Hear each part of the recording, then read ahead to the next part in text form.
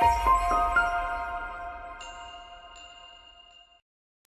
everyone and welcome to Las Vegas. We are at the Infrastructure Summit by Structure Research. Joining me on the sidelines is Jason Hoffman, Chief Strategy Officer at Switch. Thank you so much for joining me, Jace. Thank you for having me. How is things going? I mean, you were on a panel session earlier.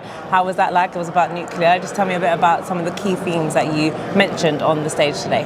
Well, the key theme on there was as data centers are getting larger in size, getting to the size of almost like an aircraft carrier. Well, those types of ships have large embedded nuclear reactors inside of them. And there's a proposal in these sort of large gigawatt AI factories to also start embedding nuclear reactors inside of those too.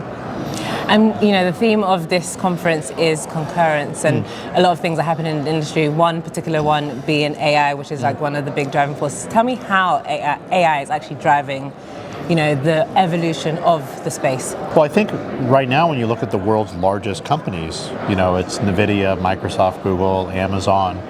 And so we have some of the largest companies in history ever that sit on great balance sheets and tremendous cash flows within their current businesses. And then AI for those companies is the largest opportunity and the largest threat in some cases. And so we see them actually deploying a tremendous amount of capital in what is, I think, a generational type of infrastructure build out, no different than what we see in 5G networks or LTE networks or the railroads or anything else. And so we just see some of the world's largest companies trying to win at AI. From your perspective, what are the most pressing energy challenges the sector is facing today? Well, when we look at the last time the electrical grid was really built out over a couple of decades, It was really with the rise of air conditioning and refrigeration in America, right? So we think post-World War II, we need air conditioning and refrigeration. And there's roughly about 80 gigawatts of air conditioning and refrigeration in America. And we all have that in our homes and everything else. And then there are these other pockets of very concentrated industrial power, right?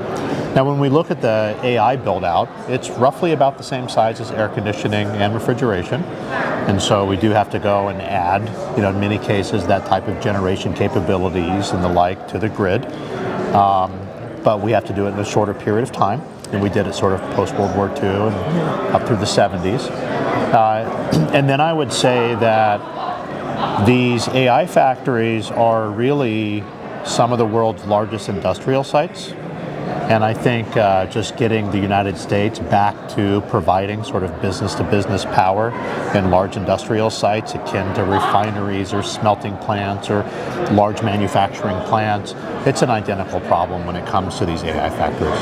I mean, I didn't know that about refrigerators and air conditioning, so that's well, then ironically, we're refrigerating these GPUs and we're air conditioning them. Yeah. Going back to nuclear, I think it's often cited as a long-term solution in the industry, but tell me what you see as a realistic timeline for nuclear to play a meaningful role in powering data centers. I know you mentioned it on stage, but it would be nice to elaborate a bit. Well, most of the pilots that are being done right now, we should know how those are going by 2028. And the plan is to really start having this capacity in place by 2030. And particularly as we start heading past those types of growth curves that we need in the industry past 2030, it's going to be a very viable power solution for that. It's not too far off, is it? No, not far off. 2030 before we know it. Yeah. While nuclear is being developed, what are some of the bridge solutions that operators can adopt today to mitigate energy risks? Well, a lot of it is in the broader energy market. The U.S. is broken up into several different grids sort of around here or there. And so there are transmission and distribution that can be put in place because there is some generation that's there. We have some generation that people were sunsetting, but now they're going to keep for longer.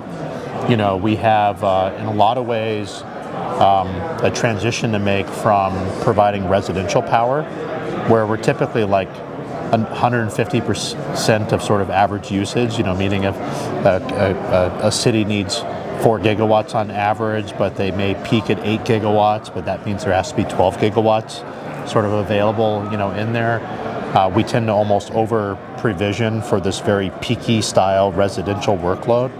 And so in some ways there's more generation in some spots of America than we may realize, but they might be in an undesirable data center location, or they might have enough transmission or distribution to bring it somewhere else, or that. So there's also these elements of just trying to make the energy market itself technically more liquid and make it easier to move the electrons around. Yeah. And then on the other end, just adding intelligent generation capabilities where needed. Do you feel like there would ever be a stage where, you know, the US will be on an even playing ground in that respect? Because obviously you said there's some markets that are a bit less desirable, but will there come a time where it kind of all evens out? I mean, it's going to be how it is, which is messy and fun and a little wild, wild west, you know, a little bit here or there. Yeah. I mean, the demand around AI and AI factories and so on is responsible for like the majority of GDP growth. Yeah. And so there's a lot of economic incentives to go and solve these problems and put these things in place. Let's talk a bit about your Evo AI factories specifically. How do you balance designing for extreme future densities whilst avoiding overbuilding? Great question. I'd say the first is to have that in the design in the first place. So the case of Switch, our founder and CEO, pioneered a lot of the high-density designs in the industry 25 years ago that's now industry standards throughout. In the case of Rob's Evo AI factory design, that was around taking rack densities up another 100x beyond what the industry average is.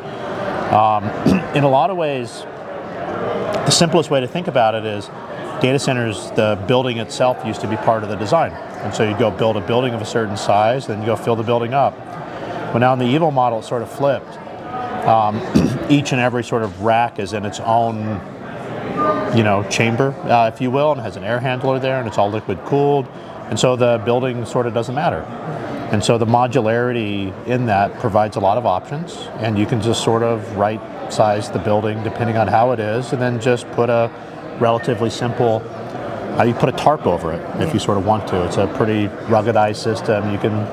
It's supposed to be, resistant to water. You can hose it down. The pipes could burst, and it could still protect the systems and so on.